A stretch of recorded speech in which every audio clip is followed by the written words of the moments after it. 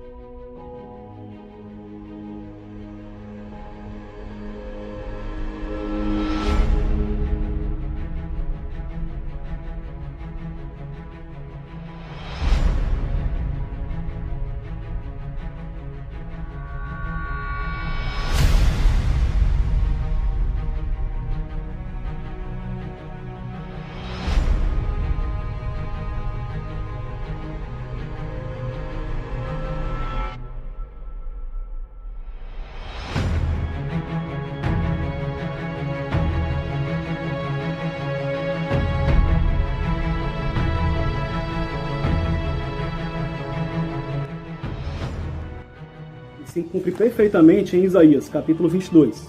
Sebna. Ele era um intendente do Palácio Real, chefe do Palácio Real, prefeito do Palácio Real, na época deste reinado. Ele vai ser figurado como o primeiro mensageiro da Filadélfia, quando nós formos ler Apocalipse capítulo 3.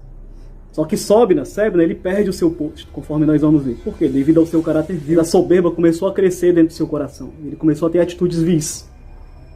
Então Yahweh lhe tira do seu posto, coloca a chave de Davi sobre quem, irmão? Coloca a chave de Davi sobre Eliaquim.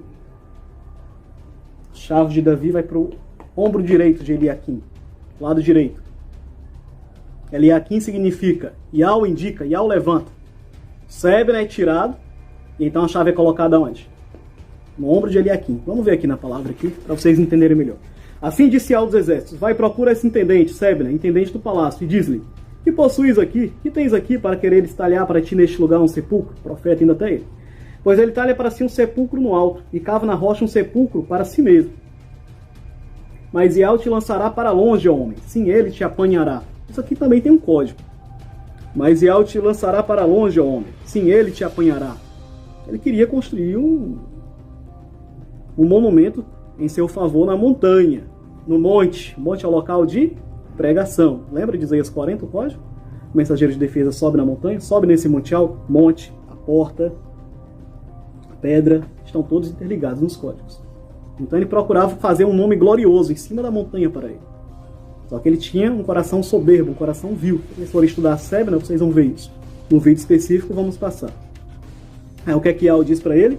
Mas Yahweh te lançará para longe, homem. Sim, ele te apanhará. Por que ele te apanhará? Porque ele cai na armadilha de Yahweh. Quando se levanta contra o Davizinho, contra o Eliaquim, que é se levantar. Ele cai na rede de Yahweh, conforme os códigos todos que nós já passamos para os irmãos aí. E te fará rolar como uma bola em terreno espaçoso. Olha, ele vai rolar da montanha como uma bola. Ali perecerás, juntamente com teus carros suntuosos, como uma vergonha da casa do teu soberano. Ele vai passar por uma grande vergonha, o Sebna. Afastar-te-ei do teu cargo, remover-te-ei do teu posto. Então nós estamos aqui também fazendo esse vídeo para contactar a igreja de que o mensageiro de ataque, ele foi afastado do seu cargo diante da Filadélfia. Chegou o momento, de acordo com os códigos da demissão na corte celestial do mensageiro de ataque de seu posto, chegou o momento de sua vergonha, conforme Isaías capítulo 22, Isaías 42 e vários outros códigos. Então tudo isso que está acontecendo já estavam diante das profecias. Ele não só foi afastado, como ele foi removido de seu posto. Então Zacarias 11:10 diz: e tomei a minha vara, suavidade, ternura, sébina, e a quebrei para desfazer o meu concerto, a minha aliança, que tinha estabelecido com todos estes povos. Verso 11: e foi quebrada naquele dia, e conheceram assim os pobres do rebanho que me aguardavam, que isso era a palavra de alto, os pobres de espírito, que seguem alcha para onde quer que ele vá. Bem-aventurados os pobres de espírito, porque deles é o reino dos céus. Estão sempre famintos pela palavra do Eterno. Então eles seguem, eles tornam as 5 virgens prudentes. Então Isaías 22: afastar-te-ei do teu cargo, Sébio, remover-te-ei do teu posto. Naquele mesmo dia, chamarei o meu servo, Eliaquim, filho de Ilquias, significa Iau estabelece, Iau indica, Iau levanta, o Davizinho, que vem depois de Saul. Vesti-lo-ei com a tua túnica. Túnica, o que é túnica, irmão? Unção. Lembra da capa de Elias? Cingi-lo-ei com o teu cinto. Que é o cinto, irmão? É o cinturão da verdade, é a palavra da verdade, que vai para a boca do Eliaquim, do Davizinho. Você pode contemplar isso lá em Efésios 6,14 e Isaías 11,5. Pôr-lhe-ei sobre os ombros a chave da casa de Davi. Quando abrir, ninguém fechará. Quando fechar, ninguém abrirá. E agora, você pode entender melhor a carta da Filadélfia lá em Apocalipse 3. Vai ficar um pouco mais claro agora.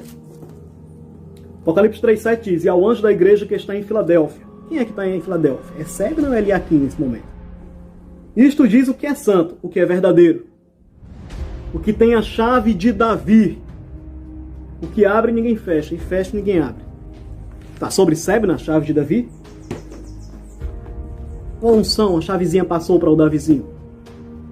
Então fica atento, igreja. Que você possa ser primícia, seguir Yalcha para onde quer que ele vá.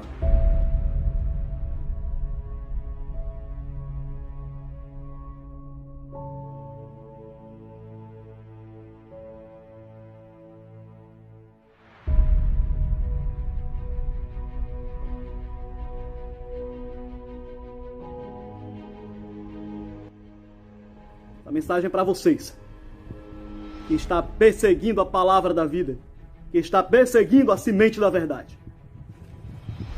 Mas ai de vós, escribas e fariseus, hipócritas, pois que fechais aos homens o reino dos céus,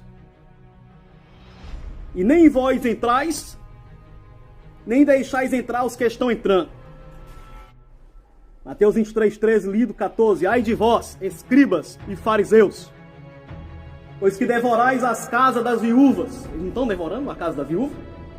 Eles não estão fazendo isso? Sabe por quê? Porque vocês caíram no laço de Iau. Vocês estão debaixo de profecia, vocês estão no laço. E agora, Iau é um leãozinho. Da presa, do laço, da presa tu subiste, abateu a presa, filho meu. Encurva-se e deita-se como leão, como leoa. Quem o despertará? Continuação do 14. Devorai as casas viúvas sob pretexto de prolongadas orações, sob pretexto de falsa religiosidade. Estão perseguindo o órfão, servo e a serva.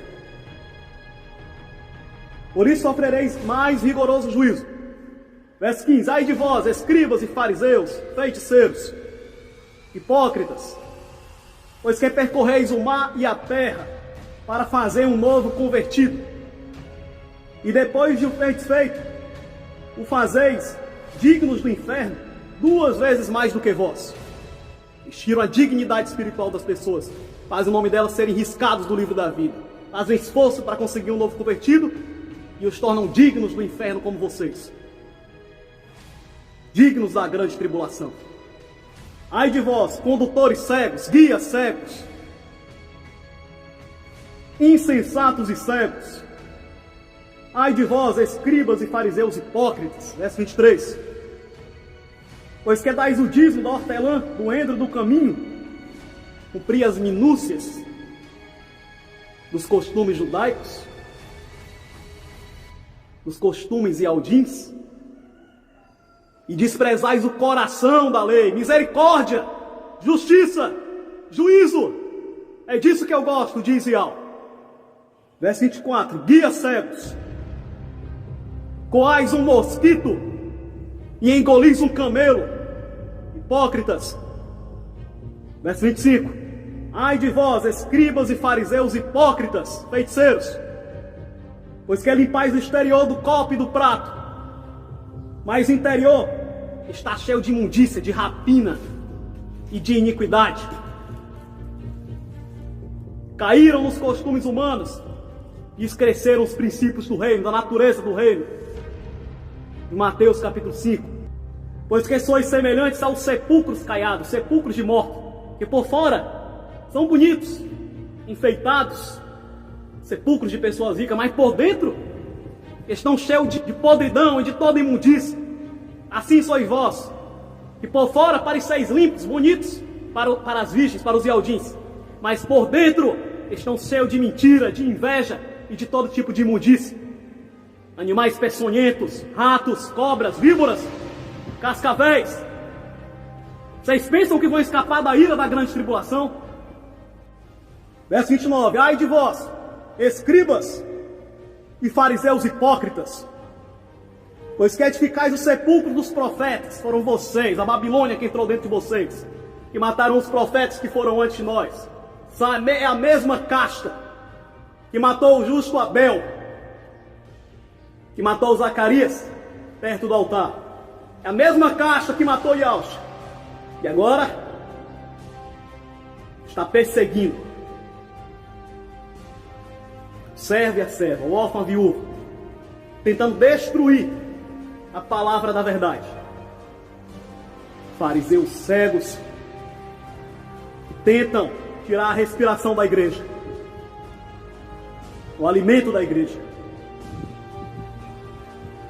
Ai de vós, escribas e fariseus hipócritas, pois que edificais o sepulcro dos profetas e adornais os monumentos dos justos. E dizeis, se existíssemos no tempo de nossos pais, nunca nos associaríamos com eles para derramar o sangue dos profetas. Seríamos diferentes. Seriam? Seriam diferentes? Assim vós mesmos testificais que sois filhos dos que mataram os profetas. Enchei vós, pois, a medida de vossos pais. Babilônia está entrando dentro de vocês, mas Eldá é confiado como um leão. Como escapareis da condenação da grande tribulação? As vossas festas, as vossas reuniões, os vossos jejuns são imundícias, fedem na narina de Al. Estas reuniões de vocês, ele está farto de tanta hipocrisia. Aquilo que vocês temem sobrevirá sobre vocês. Assim como vocês perseguiram os pequenininhos de Al, com a espada maligna que sai de vossas bocas.